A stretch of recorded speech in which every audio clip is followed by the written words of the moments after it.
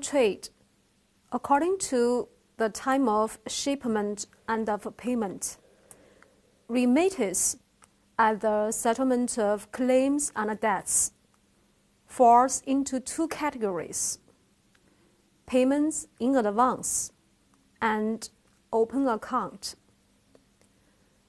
Payment in advance signifies that the importer pays the exporter before delivery of goods. In this case, the importer incurs most of risks. Open account is also called payment after arrival of goods. The seller may be prepared to ship goods on open account when the exporter is well acquainted with the financial status of the buyer, or when the exporter sells goods in his overseas branch or subsidiary. In this case, the exporter incurs most of risks. Therefore, even remittance is the quickest and the cheapest method of payment. Due to the risks unsymmetrically shared between the importer and exporter, remittance are not popularly used, especially when information is asymmetry between importer and exporter. That is why collection came into being. Collection is an arrangement whereby the goods are shipped and a relevant bill of exchange is drawn by the seller on the buyer, and all shipping documents are forwarded to the seller's bank with instructions for collection through a correspondent bank or branch located in the domicile of the buyer. Compared to remittance, collection makes it safer for the exporter to collect, since shipping documents represent the title to goods and thus help the exporter to control the title documents and thus the goods. Next, let's look at the definition given by the Uniform Rules for Collections. Collection means the handling by banks of documents in accordance with instructions received in order to 1. Obtain payment and or acceptance, or 2. Deliver documents against payment and or against acceptance, or the 3rd, deliver documents on other terms and conditions. Here, banks act as intermediaries to collect payment from the buyer in exchange for the transfer of documents that enable the holder to take possession of goods. The procedure is easier than that of credit, and the bank charges are lower. For both exporter and importer, the documentary collection is cost-effective as collection fees are typically modest. But one thing to remember, the bank doesn't act as safety of payment, but rather only as collector of funds for documents. Therefore, collection and remittance are all based on commercial credits rather than bank credits.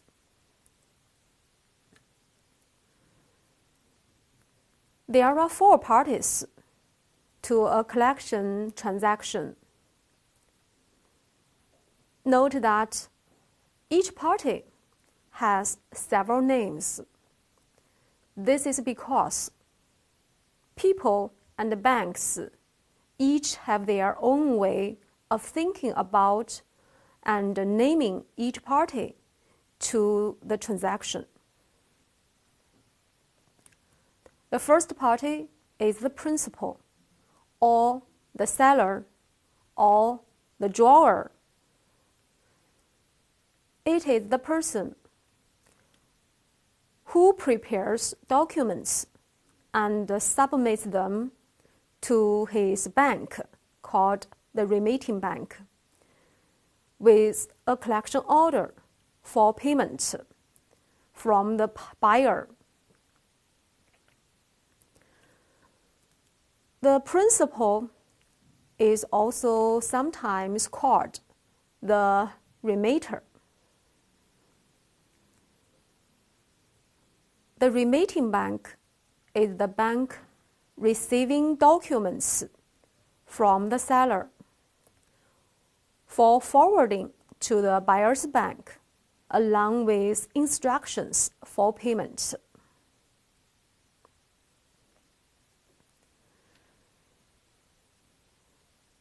Then, the collecting bank or presenting bank is the bank that presents the documents to the buyer and collects cash payment or a promise to pay in the future from the buyer in exchange for the documents. Normally, the collecting bank is a correspondent bank or a branch of the remitting bank in the importer's country.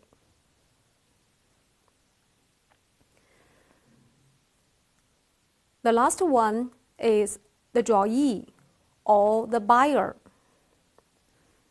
The drawee, or the buyer or importer, is the party that makes cash payment or accepts a draft in exchange for the documents from the collecting bank and takes possession of the goods.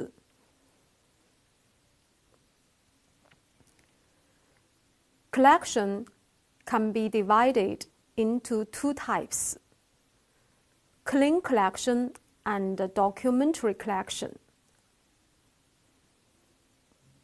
Clean collection means collection of financial documents not accompanied by commercial documents, such as invoice, bills of lading, insurance policy, etc. Under clean collection, only the draft and an instruction letter are sent out for collection. The documents are sent directly by the exporter to the importer. The exporter is in fact shipping on open account terms. The method lacks the protection of documents and is generally used when goods are shipped to agents overseas on consignment or in a purely financial transaction involving no movement of goods and therefore no documents. Documentary collection means the collection of financial documents accompanied by commercial documents, or commercial documents not accompanied by financial documents. In a documentary collection, the bank, acting as the exporter's agent, regulates the timing and the sequence of the exchange of goods for value by holding the documents until the importer either pays the draft or accepts the obligation to do so. So, under documentary collection, commercial documents is indispensable.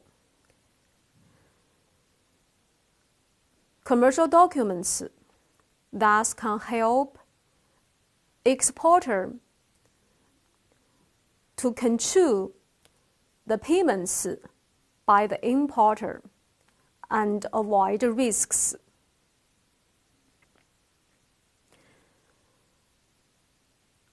Documentary collection is more popular than clean collection. Documentary collection can be further divided into two forms: documents against payment, abbreviated as DP, and documents against acceptance, abbreviated as DA. Documents against payment means the collecting bank releases the documents only against full and immediate payment. This type of collection offers the greatest security to the exporter, and thus documents against payment in documentary collection is most widely used. Documents against acceptance means the collecting bank releases the documents against the buyer's acceptance of a draft. After acceptance, the buyer gains possession of goods before payment is made, and the buyer is able to dispose of the goods as he wishes. However, the seller bears the risk of buyer's non-payment.